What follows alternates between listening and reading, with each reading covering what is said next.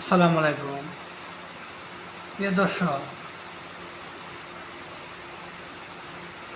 দেশ ও দেশের রাজনীতি নিয়ে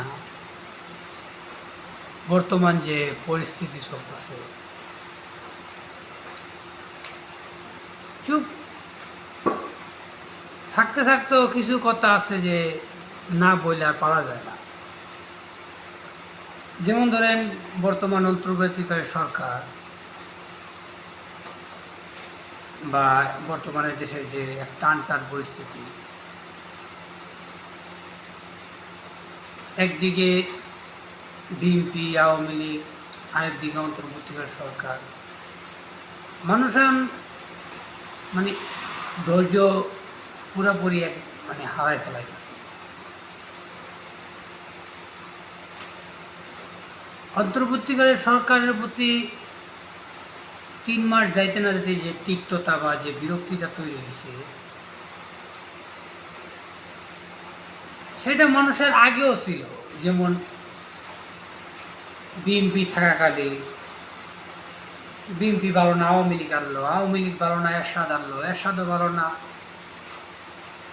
তো মানুষ কোন জায়গায় বা কোন সময় আসলে তাদের মন মতো একটা সরকার পাইছিল, এটা আমি এখন পর্যন্ত মিলাইতে পারি না। কারণ 3 মাস হইল তারা ক্ষমতা নিছে।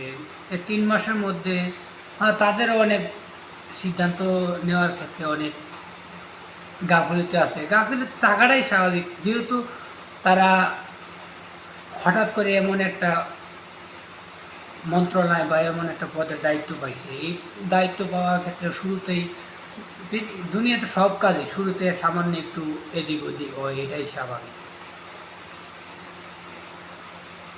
আস্তে আস্তে ওনারাও উপলব্ধি করতেছে যে ওনাদের সিদ্ধান্তগুলো আরও অনেক চিন্তা ভাবনা করে বা আরও কী কী করা দরকার, ওনারাও কিছু ওনাদের কমতিগুলা বা উপলব্ধি করতেছে। তো যেমন অনেক বিষয়ে দ্রব্যমূল্য নিয়ে, তারপর আওয়ামী লীগ রাজনীতি করবে কিনা বা বিএনপি রাজনীতি নিয়ে, দ্রব্যমূল্য বিষয়টা আসলে এটা এমন হওয়াটাই স্বাভাবিক ছিল। কারণ আওয়ামী লীগ আমলেও এরকম জিনিসপত্রের দাম ছিল তুঙ্গে, এখনও আরও বেশি তুঙ্গ হওয়ার মূল কারণ রয়েছে, যেহেতু এত বছরের একটা শাসনকাল হঠাৎ কইরা একটা অবসান ঘটলো। হঠাৎ করে অবসান ঘটার পরে যে পরিবর্তনটা হয়েছে, আর স্বাভাবিকভাবেই দ্রব্যমূল্য একটু এদিক, দ্রব্যমূল্য না খালি দেশের প্রত্যেকটা প্রতিষ্ঠান একটু এদিক সেদিক হওয়াটাই স্বাভাবিক। কারণ এত বছরের যে একটা শাসনকাল বা এরকমভাবে তৈরি করা একটা একটা ঘর, হঠাৎ করে এই ঘরটার ভাঙার পর নতুন এক যাত্রার মধ্যে যাওয়ার মধ্যে শুরুতে স্বাভাবিকভাবে একটু এদিক সেদিক হইব। আর এই দ্রব্যমূল্যের বিষয়টা এমন না যে বিএনপি আসলে এখন এটা স্বাভাবিক করে ফেলাইব। যে কোনো সরকারই আসো, আমার মনে হয় না যে দ্রব্যমূল্যটা এত দ্রুত এটার সমাধানে আনতে পারবে। আর আপনারা একটু লক্ষ্য করে দেখেন, বর্তমানে যে অন্তর্বর্তী সরকার যে বর্তমানে বিশেষ করে সাধারণ জনগণ, আমাদের মতো জনগণ যে সুযোগ যে এই প্রথম আমাদের মতো সাধারণ জনগণ যারা কোনো দল করে না, তাদের বলার মতো একটা জায়গা পাইছে। একবার যদি এই সরকার নেমা যায় বা নির্বাচন দেওয়া ফেলায়, তো ঘুরে আবার বিএনপি আসবে। বিএনপি আসার পরে কি হবে না কতটুকু কি হবে, এটা যাদের ন্যূনতম জ্ঞান বুদ্ধি আছে তারাও উপলব্ধি করতে পারবে যে বিএনপি আসার পরে আবার নতুন করে কি পরিবর্তন ঘটবে। আর এই জন্যই বলতেছি যে আশেপাশে যেমন এদিকে আন্দোলন, ওইদিকে আন্দোলন, একটু ভাইবা চিন্তা করাটাই আমার মনে হয় ভালো হইব। কারণ এখন যে সুযোগটা আছে, এটা যদি একবার হাতছাড়া হয়ে যায়, আমার মনে হয় না এই বাঙালি সাধারণ জনগণের ভোগান্তির কোনো